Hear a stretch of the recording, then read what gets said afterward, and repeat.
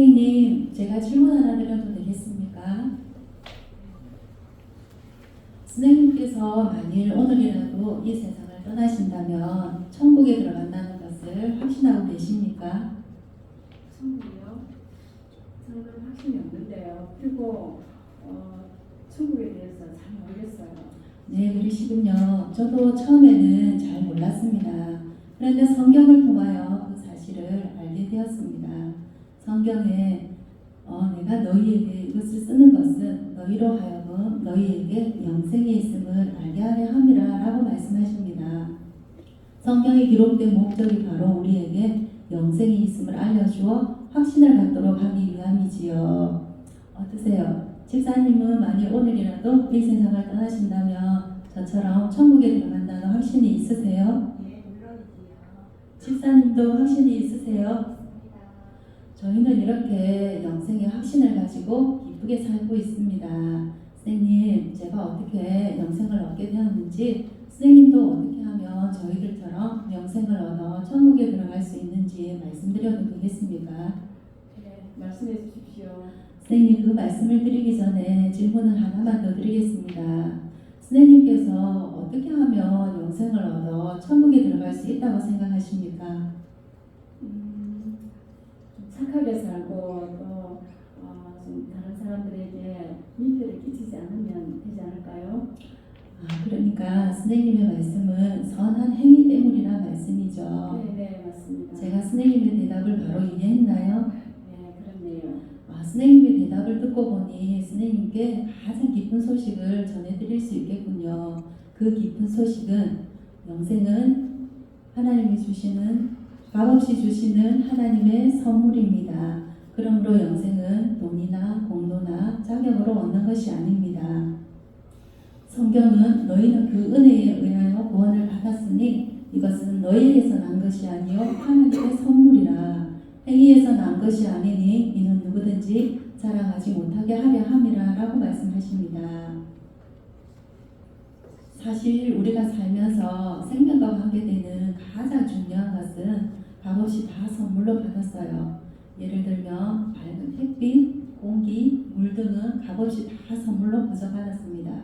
이와 같이 영생도 하나님이 우리에게 값없이 선물로 다 주신다는 것입니다. 그렇다면 이와 같은 영생을 왜 선물로 주셔야만 할까요? 이것은 성경이 인간에 관하여 하신 말씀을 잘 이해할 때 좀 더 분명히 알 수 있습니다. 인간은 죄인입니다. 그러므로 죄인은 자신을 구원할 수가 없습니다.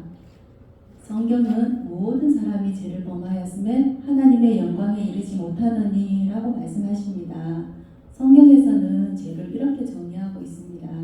첫째, 강도, 살인, 도둑질, 간음처럼 하지 말아야 하는 것을 하는 것이 죄이고, 둘째, 부모 공격, 이웃 사랑처럼 해야 하는 것을 하지 않는 것 역시 죄이며, 셋째, 교만, 정욕, 탐심, 질투처럼 나쁜 마음이나 나쁜 생각을 하는 것도 죄입니다.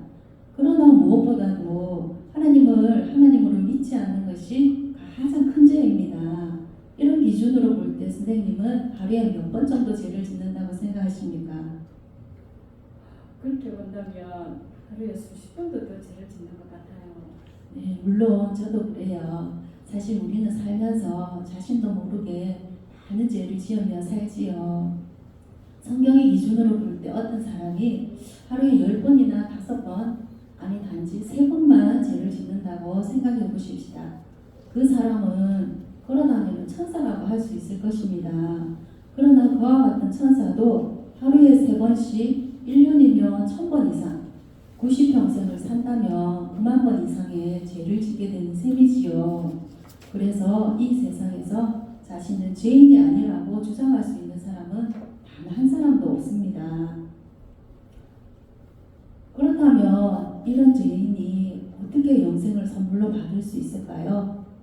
이것은 성경이 하나님에 관하여 하신 말씀을 잘 이해할 때 좀 더 분명히 알 수 있습니다. 하나님은 자비로우셔서 우리를 벌하시는 것을 원치 않으십니다. 하지만 하나님은 어려우시기 때문에 반드시 우리 죄를 벌하셔야만 합니다. 성경은 하나님은 사랑이심이라라고 말씀하십니다. 하지만 벌을 면제하지는 아니하고 보응하리라라고 말씀하십니다.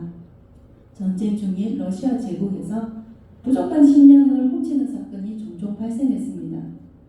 화가 난 지휘관 가르시아 장군은 누구든지 식량을 훔치다 잡힌 사람에게는 끔찍한 채찍질을 가하겠다고 선포했습니다.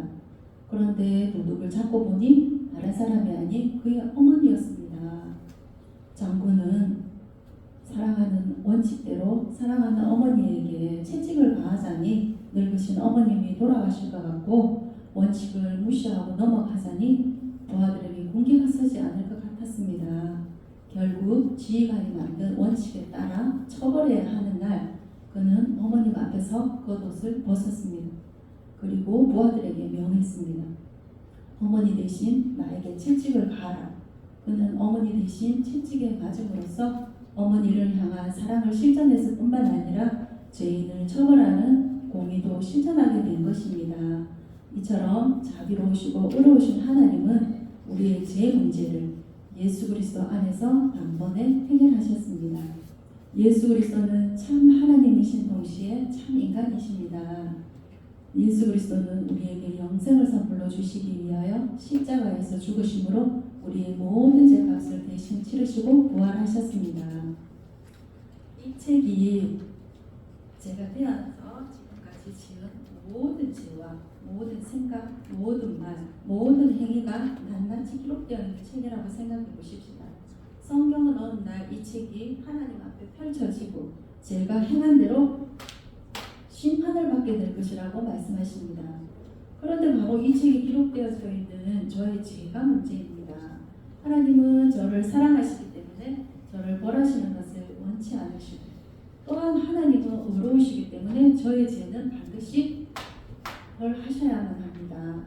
이 문제를 해결하시기 위하여 하나님은 그의 사랑하시는 아들 예수 그리스도를 이 세상에 보내셨습니다. 성경은 우리는 다 양 같아서 그릇 행하여 각기 제 길로 갔거늘 여호와께서는 우리 모두의 죄악을 그에게 예수 그리스도에게 담당시켰었도다라고 말씀하셨습니다. 하나님이 미워하시는 저의 모든 죄가 그의 사랑하시는 아들 예수 그리스도께로 옮겨졌습니다. 십자가 위에서 우리의 모든 죄값이 다 치러졌을 때 예수 그리스도께서는 다 이루었다라고 말씀하셨습니다. 예수 그리스도는 우리의 모든 죄값을 대신 치르신 후 사흘 만에 부활하셔서 우리에게 영생을 선물로 주시기 위하여 승천하셨습니다. 지금 예수님은 영생을 선물로 주시고자 하십니다. 그렇다면 우리가 이 영생의 선물을 어떻게 받을 수가 있을까요? 이 영생의 선물은 바로 오직 예수 그리스도를 믿음으로 받습니다. 그러나 중요한 사실은 단순한 지식적 동의와 일시적 현세적 믿음은 구원받는 믿음이 아닙니다. 구원받는 참 믿음은 우리의 구원을 위해서 오직 예수 그리스도를 신뢰하는 것입니다. 성경은 주 예수를 믿으라 그리하면 너와 내 집이 구원을 받으리라 라고 말씀하십니다. 구원받는 참 믿음이 무엇인지 이 의자를 가지고 설명하겠습니다. 여기 의자가 있다는 사실을 알고 계시죠? 단순히 의자가 여기 있다는 것만 알고 앉지 않는다면 이 의자가 저에게 무슨 소용이 있겠습니까? 송구한 말씀이지만 이 의자를 예수님이라고 가정해 보십시다.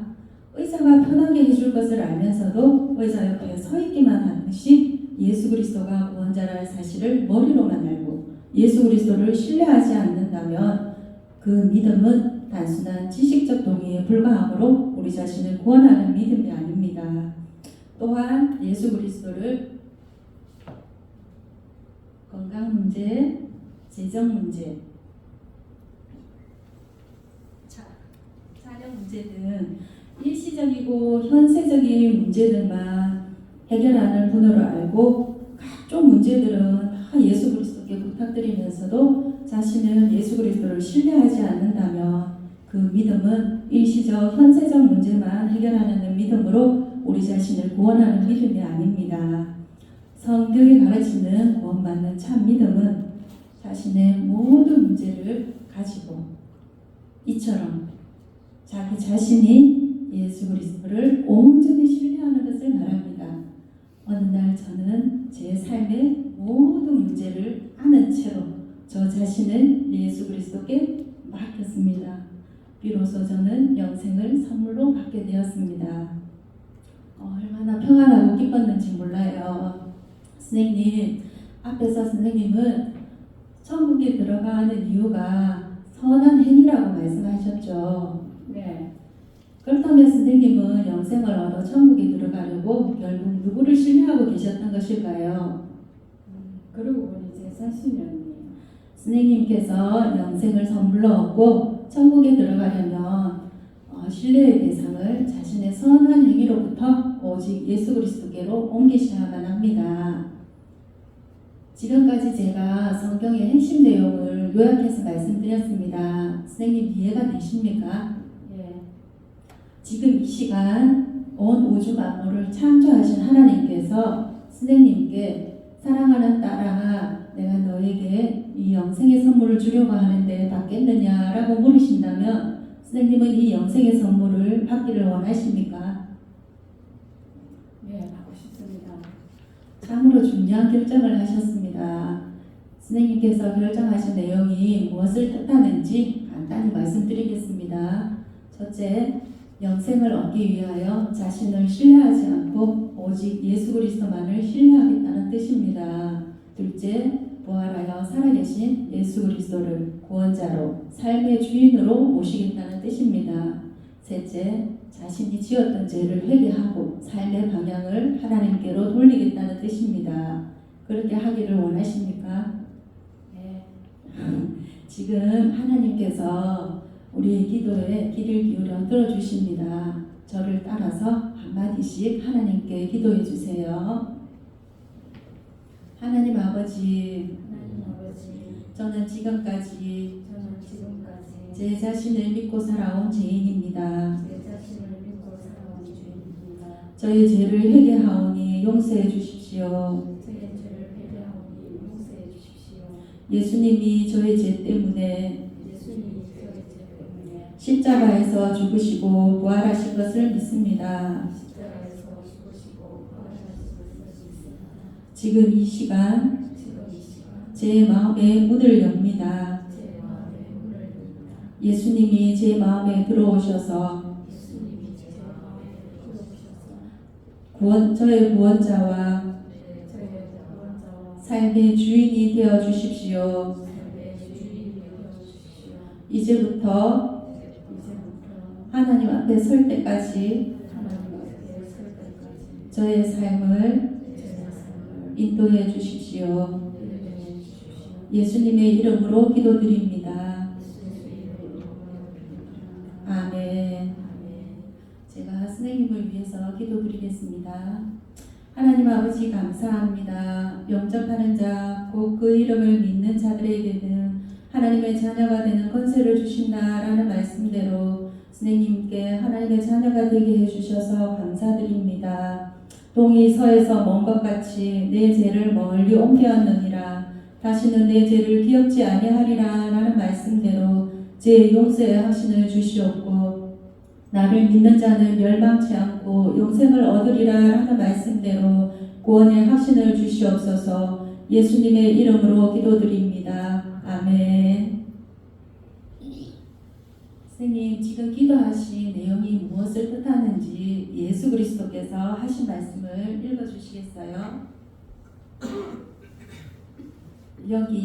여기를 읽어주세요. 진실로 진실로 너희에게 이르노니 믿는 자는 영생을 가졌나니. 예수 그리스도를 믿는 자는 무엇을 가졌다고 했나요? 영생. 영생을 가질 것이라고 했나요? 아니면 이미 가졌다고 했나요? 가졌다고 선생님, 여기에 너희에게와 믿는 자자에다가 선생님의 이름을 넣어서 한 번만 읽어주시겠어요? 제 이름을요? 네. 진실로 진실로 박임선에게 이르노니 믿는 박임선은 영생을 가졌나니. 선생님 이 말씀에 근거해서 선생님은 영생을 얻었기에 만일 오늘이라도 이 세상을 떠나신다면 천국에 들어간다는 것을 확신하고 계십니까? 네. 선생님 이 말씀에 근거해서 선생님은 천국에 들어가는 이유가 무엇이라고 생각하십니까? 예수님을 믿으면 영생을 얻는다고 했으니까요. 네, 이제 선생님께서 예수 그리스도를 믿고 영생을 얻어 하나님의 자녀가 되신 것을 축하드립니다.